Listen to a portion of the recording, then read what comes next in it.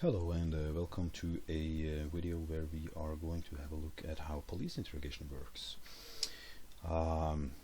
The police in the United States mostly use something called the Reid Technique. There are other techniques. You have the bad cop, good cop technique, for instance, but the Reid Technique is the most commonly used when you want to get a confession out of the suspect. During the To Catch a Predator show, there was multiple showings of how the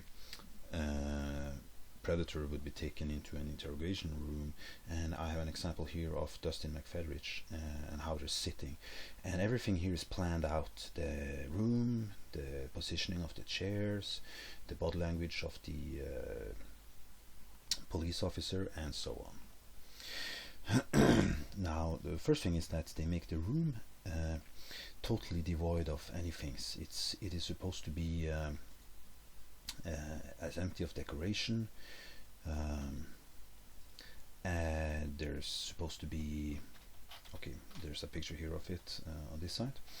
There's not really supposed to be anything in the room, and this will heighten the stress level. The point is to make the suspect feel that he's in a room and he doesn't want to be there. They can even turn the heat down. If you watch the show, the first 48 hours, many of the suspects, if not all, have been given small plastic coats to keep around them, because they get brought in summer clothes and the air conditioning is put on full in there.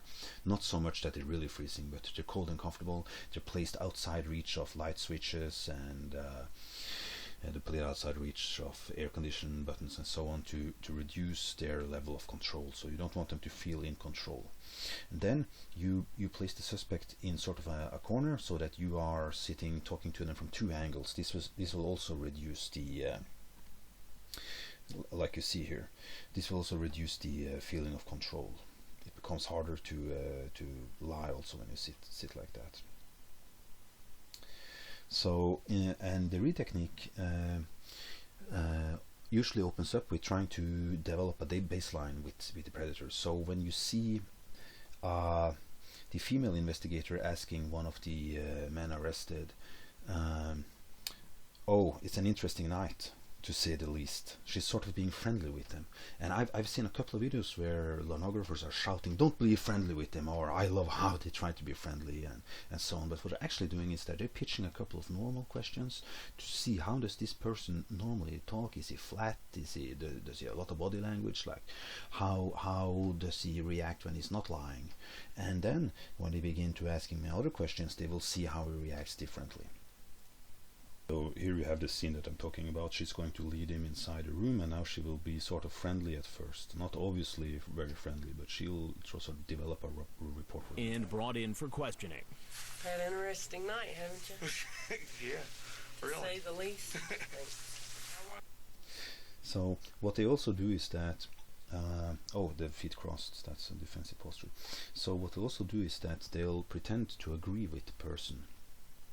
So if they can see from his clothes, like if they're going to interrogate a murder suspect, for instance, which is more serious than what these guys are up for, they'll dress the same way as the guy they're going to interview.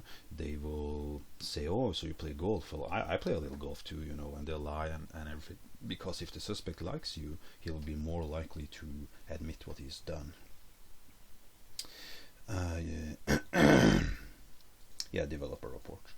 So the Reid Technique then suggests that you should do the confrontation, and you should tell the suspect everything that you know about the case. Not everything, but you should tell him what you know and what is obvious, and this will make him become stressed.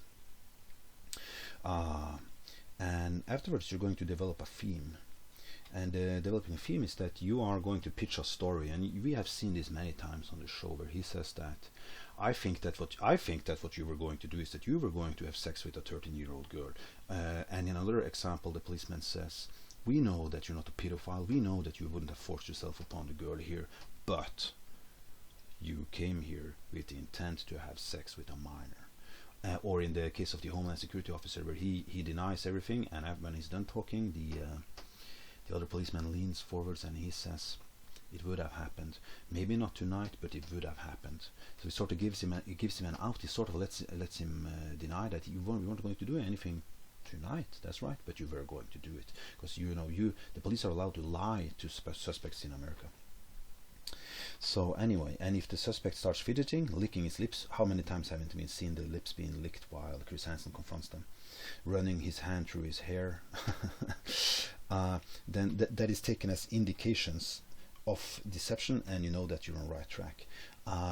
In most countries, it is very well accepted that you're not going to confess if you're not guilty. So a confession, no matter if it's a true confession or not, because people will confess to crimes that they haven't committed if they're just put under hard enough pressure. And the Reid technique does produce that, but to a less extent than many other ways of denial.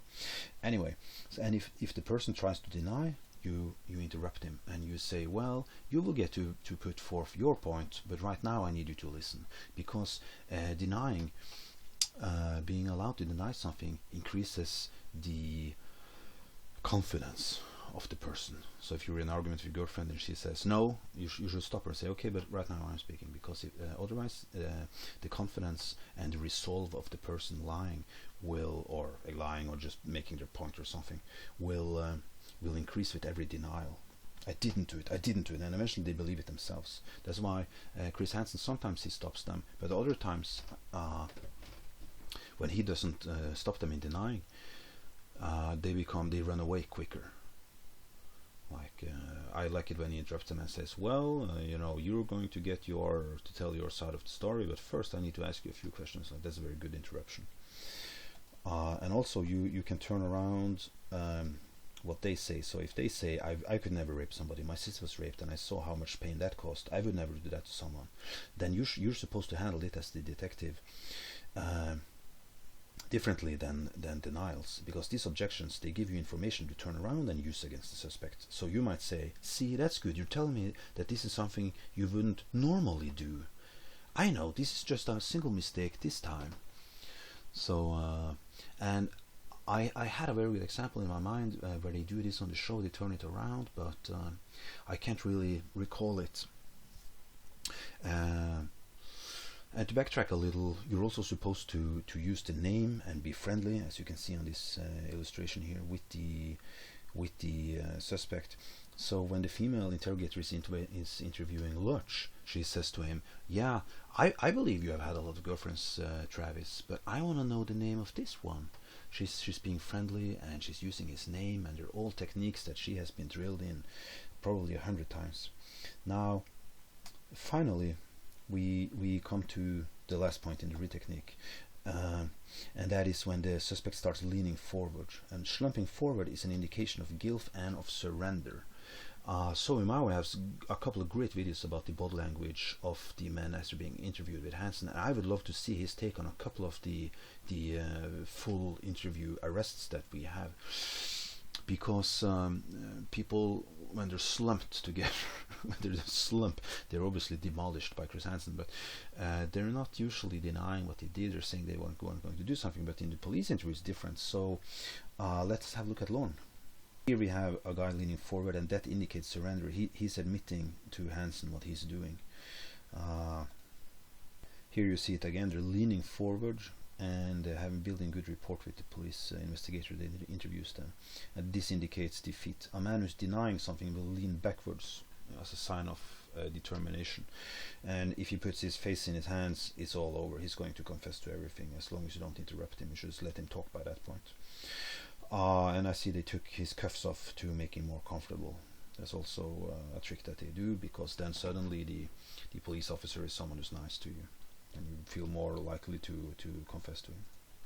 Another example of the predator, and he's putting his hand to his face and holding it there. That's also a sign of imminent surrender, capitulation.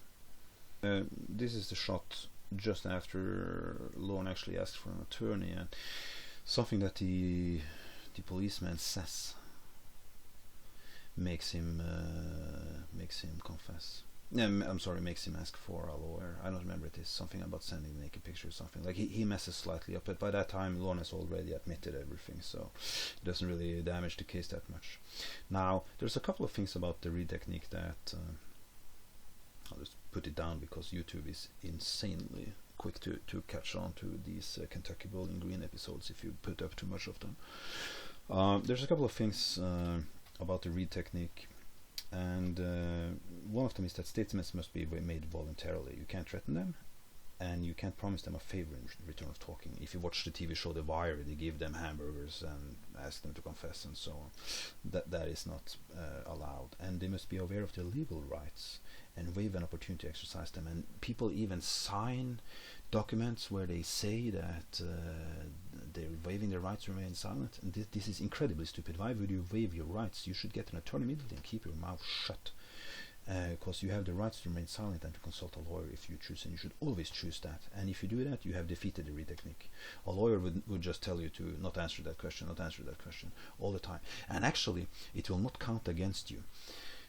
In France, it might, because France has the inquisitory justice system, so they have judges that sorts of seek out crimes and they try to get you, while the United States has the contesting system, where the judge is just supposed to be a neutral party, and the state attorney tries to prove that you're guilty, and your defense tries to prove that you're innocent.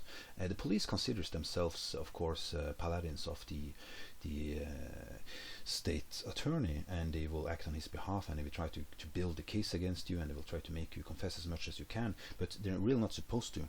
But the police will tell you that, you know, we can do this easy way, a hard way. You can let me search your car, as they say to lawn, you know, or you or you can be cooperative with us, you can be copacetic, and when we go to your car and we find what we're going to find there anyway, you know, the judge will look easier upon you. I'll tell the judge that you cooperated with us, and you know, that's not going to help you in the least. A judge or a jury that will sentence you, they will never ever hold it against you that you didn't say anything, because when your case comes up 3 months from now, the police will just say, well, he kept silent and this is his statement, and you made your statement to your lawyer. It will never be counted against you, so always keep your mouth shut and ask for a lawyer. And if you're lucky, maybe they didn't have reasonable grounds to search your car, and the evidence from that one is thrown out.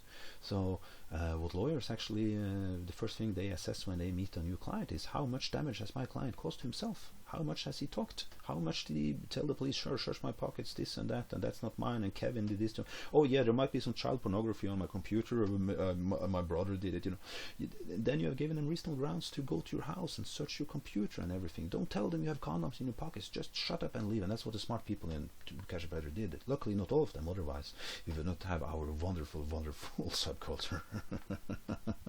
And I'm very interesting to see, because YouTube is more common now, and people are much more aware of their rights now than they were 10 years ago. And it seems like 80% or even more of people are arrested, no matter what the crime is, murder and so on. In the first 48, for instance, they waive their rights.